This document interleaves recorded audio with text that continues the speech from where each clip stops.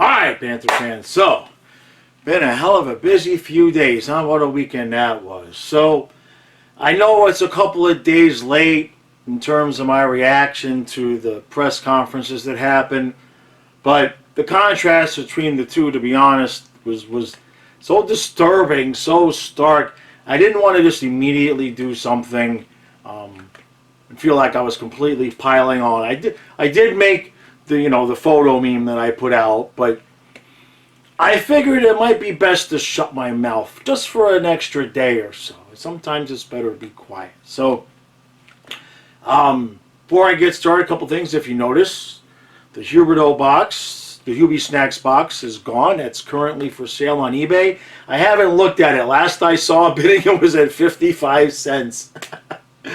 I'm going to leave the link in the description. It ends in a few days, I suppose. I'm really interested to see what happens because the Mike Matheson box got 56 bucks. So what's that going to say if Matheson gets $56 and Huberdeau gets 55 cents? So anyway, all right, so the two press conferences. I'm going to start with the good first, obviously, which is the Tkachuk press conference. It just smiles all the way around, and a couple of questions that they asked him that I really loved the answers to. Somebody asked him, I believe it was Aaron Brown, asked him if he felt pressure replacing Huberdeau. Real good question, genuine question.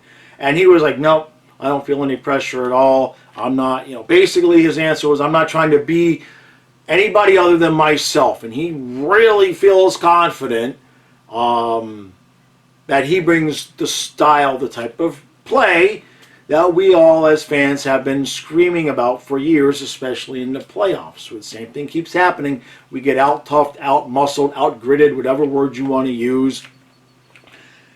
Tkachuk brings that style. So, everything was said. Everything they said was right. That press conference is the example of how you do it, how you present your new player to the franchise, to the fans, to the media. It was very, very well done. One interesting thing that I caught personally was when they asked Bill Zito about the timeline when it happened. I'm not taking any extra credit here, okay? I just found it interesting that the timeline that he laid out means that I made my video predicting the trade Wednesday morning, and at some point after that came out is when Zito got a call from Tkachuk's agent.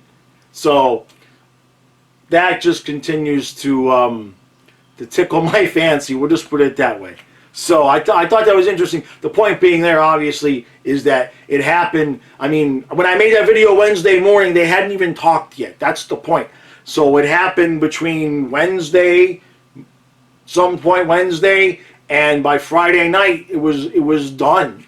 So that's a big, huge, ballsy decision by Zito to just make, boom, basically just like that. In the hockey world, in the hockey terms in sports, that's about as quick of a decision as you can make to make something like that. So that press conference, I loved it. I loved everything that Tkachuk said. He used the word hunger multiple times, just like Jack did on the show the day before the press conference.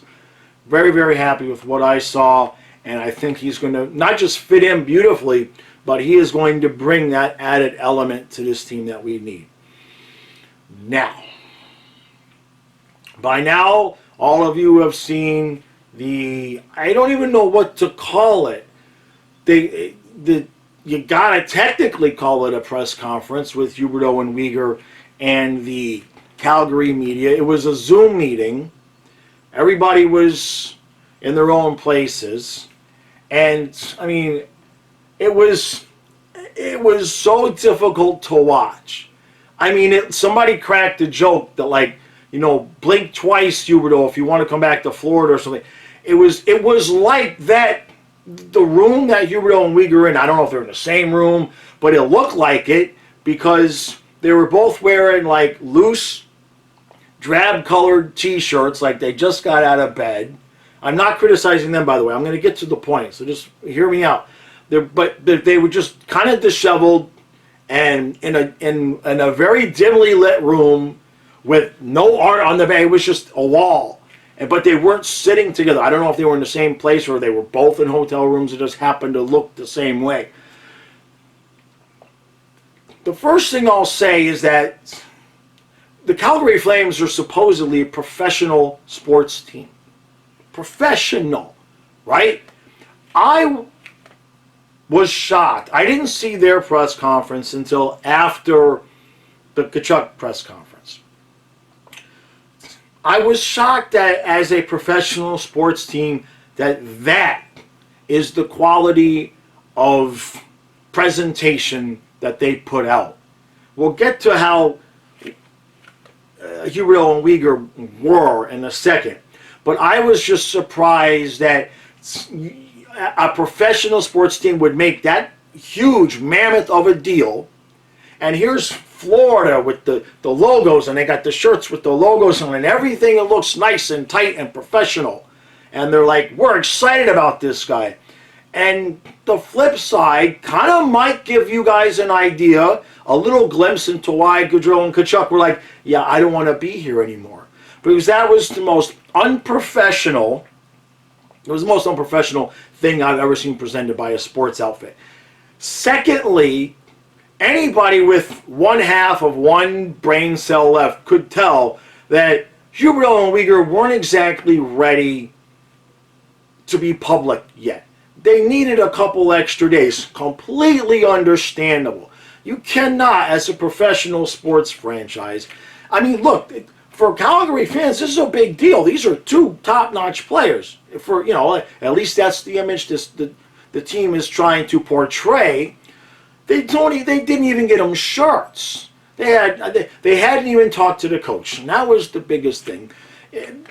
The media should have known in advance that Sutter, however you pronounce his name, I think it's Sutter, that coach had not talked to them yet.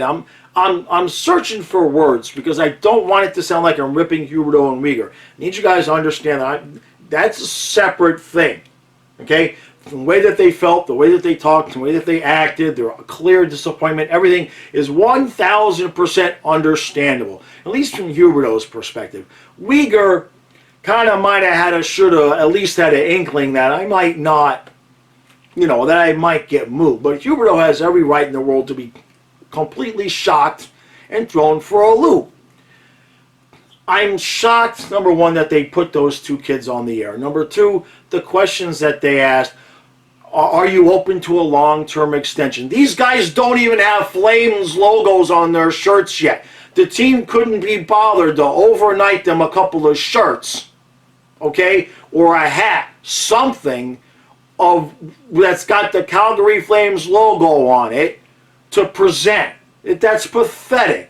That's just... And again, it might give you an idea into why those two guys wanted to leave. So, and then the media, you have to know what you're dealing with. The media cannot sit there and ask them, so have you talked to the coach yet? You got to know the answer to that question before you put those two kids on the spot and make them have the answer, well, actually, no, we haven't had a chance to talk to anybody yet. Because, my opinion, I tweeted it about this, that should have been the first thing that happened. As soon as the trade went down, the next ring on Huberdeau's phone should have been coach saying, hey, look, buddy, I love you. I want you here, all right? We'll make you, this is going to work. Let's make this work. Leave that kid hanging out in the wind. He was supposed to call him Monday. It's like, I'll call you Monday is what we heard he said. So, I'm struggling for words because, look, I bitch about Weegar. I bitched about Huberdeau. Not Huberdeau as much. But still, I love those guys as players. We watched them come up. We watched, especially Huberdeau, we watched the whole draft and come up. And we all loved the kid. And I feel like that, what Calgary did to them was a massive disservice. Because they should have had enough cojones. They should have had enough brain cells to say, you know what? The Tkachuk, we know how Florida's going to do this. He's down there in Florida. I mean, you cannot have Tkachuk bragging about wearing flip-flops. And the flip side of that is Huberdeau with just a drab loose shirt on with no logo, saying, yes, I am open to being a Calgary Flame long term. Can't look at the camera straight because he doesn't know. And it was really bad because Huberdeau kept saying, well, I am open to being in Calgary, but that's up to management. That's up to the owner and my agent, which is crap. That's not even true. Because the reason that you're there, Johnny, is because it was up to the player. And Tkachuk said, I don't want to be here. So you're going to go wherever you want to go. You're going to sign where you want to sign. So they really put him on the spot. And again, I'm not criticizing what the hell are they supposed to do. What the hell were they supposed to do? I think it was in poor, poor taste to even have had that press conference. Get them some shirts. Get them a hat. Have a conversation with coach so they can say, yeah, we talked to coach and he's excited to have us, and they got, I mean, something. It was, so I know that for us Florida fans, number one, it was tough to watch. It was definitely tough to watch. But for me, since I'm a coach, I look at things a little bit differently. And I'm looking at it how like the people in charge should have handled that situation. The media, the general manager, the people in charge of the Flames, that was an embarrassing thing to put out to the public, and it made those two kids look bad at a time when you should have just, if you weren't prepared to do it right, you should have waited until you were ready to do it right. That's it. That's my take. I don't want to go on and on and on. I probably already said too much, but it just, I loved watching the Tkachuk press conference, and then, like I said, after that is when I saw the Huberdeau Weegar thing, and it was like, it was almost like a spoof, like a Saturday Night Live thing. Like I just, it gave me the feeling of like I was watching some TikTok video where like one guy was like bragging that I just stole this guy's wife, and then they cut to the guy whose wife was stolen and he's crying in his beer or something. It had that kind of vibe to it. So overall, I love the whole Tkachuk thing. I love the press conference. I love what he said. I'm just happy from that end of it. The flip side to that, and I guess I should say one more thing. The flip side of that is I don't think Calgary should have put that press conference out at all. They should have waited. Last comment I'll make about the entire thing, because we've been talking about this a little bit on Twitter, is it'd be nice, and I know that there's differing opinions here. This is going to trigger some people, but it would be nice, my opinion, if by now Huberdeau or Weegs, or Huberdeau and Weegs, would have just made a post to the fans, right? Because every one of us, me, myself, and I, and you, and everybody watching, we all know at least one person who's kind of emotionally really upset, if not more than one person, that Huberdeau especially is gone. And the fans have nothing to do with the organization, as this channel proves, okay? It'd be nice if they would have said something by now. I'll leave it at that. I'll leave it at that. I know there will be people that say he's professional, he doesn't have to say anything, but I get that. I get both sides of it. All right? Just my opinion. If I was managing him, I would have said, you know, you're professional, people's perception of you, maybe when you're playing, doesn't play into it so much, but your post-playing career, your post, you know, if you want to be in TV, you want to be in radio, how people perceive you is going to affect your bottom line down the road. I'm looking at it from a management point of view. If I was managing those kids, or if I was one of those kids' coaches, I would say, hey, let's tidy this up a little bit. You want to close the door in Florida, say something to the fans. It take 30 seconds to post, and so maybe that'll happen. Maybe that'll happen. It won't be a good look if he never says anything. Let's just put it that way. That's the last thing I'll say. He's got to say something at some point, or it won't look good. That'll stick with him, like the who cares thing. That stuck with them. You got to say something to the fans. So, all right, that's it. Appreciate all the support. Lots of new subscribers. Really appreciate that. It's been a fun weekend. There's not a whole heck of a lot going on. Yesterday I did one of the new fan reaction videos I did for Boston. Not sure which team I'm going to do next. We'll see how that goes. I've got a couple of interesting guests, Zoom videos coming up here in the next few days. We've got some fun things doing that way. And then check the community posts, because this video here is video number 994. So once I figure the schedule out for when video 1000 would be, I'm going to have video 1000 is going to be like a celebratory live stream. That's all I'm going to say about that. I'm in the process of planning that, but I got to figure out when I'm going to do videos and when that's going to happen. So, and then of course, you can only plan so much. If the Panthers go and do something, that'll be extra videos that I'm not planning on. But watch community posts. I'm going to try to plan it where the 1000th video is going to be a fun live stream. We'll put it that way. So, all right. Appreciate all support. I'll see you again tomorrow or later. If just no trading Hornquist, no breaking the trading Hornquist, that you won't see that on this channel. It's not going to happen.